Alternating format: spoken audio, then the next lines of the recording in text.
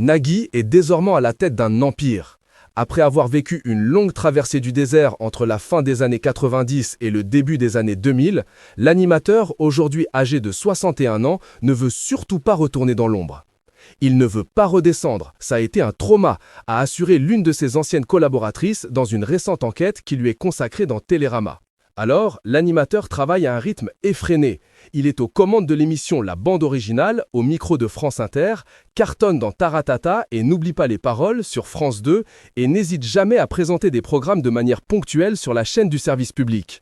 Ce n'est donc pas un hasard si l'animateur est très gracieusement payé entre 750 000 € et 1 million d'euros par an de France Télévisions et de 120 000 à 150 000 € annuels chez France Inter, selon des chiffres dévoilés en 2018 par Capital.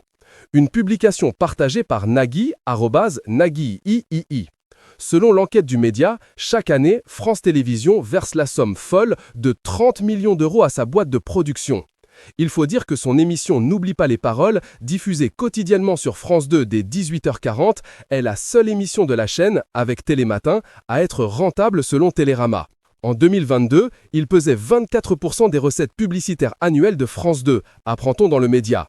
Il n'est donc pas impensable d'imaginer que la situation financière de Nagui est extrêmement confortable. En 2008, il a revendu en échange d'actions sa société de production, Air Production, au très puissant groupe audiovisuel Banijay. Selon Capital, il y aurait acheté des actions pour 20 millions d'euros. Une publication partagée par N'oublie pas les paroles, @Noppalpof. Mais l'époux de la comédienne Mélanie Page ne manquerait pas de générosité. Toujours d'après Télérama, il serait très présent avec la cinquantaine de salariés de sa société de production, à tel point que, chaque année, à Noël, il leur offrirait un cadeau de valeur, le même pour tous ses employés, tel que le dernier iPhone ou iPad. On se sent valorisé, ils dépensent pour les autres, ils ne sont pas beaucoup en télé à faire ça, a estimé l'un de ses salariés, tandis qu'un autre a tempéré, c'est une façon d'avoir du pouvoir. Une façon d'avoir du pouvoir pour mieux se préserver. C'est un méga affectif. Au fond, il est toujours dans une forme d'insécurité vis-à-vis du regard des autres. Dans sa tête, il est toujours le petit gars arrivé d'Alexandrie qui a grandi à Cannes, a assuré l'un de ses proches. En outre, le présentateur télé souhaiterait sortir de la case d'animateur de jeux télévisés.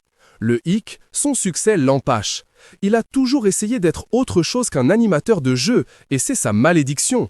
Il est reconnu, aimé, riche, parce qu'il fait des choses dont il aimerait s'échapper, a précisé un autre ancien collaborateur.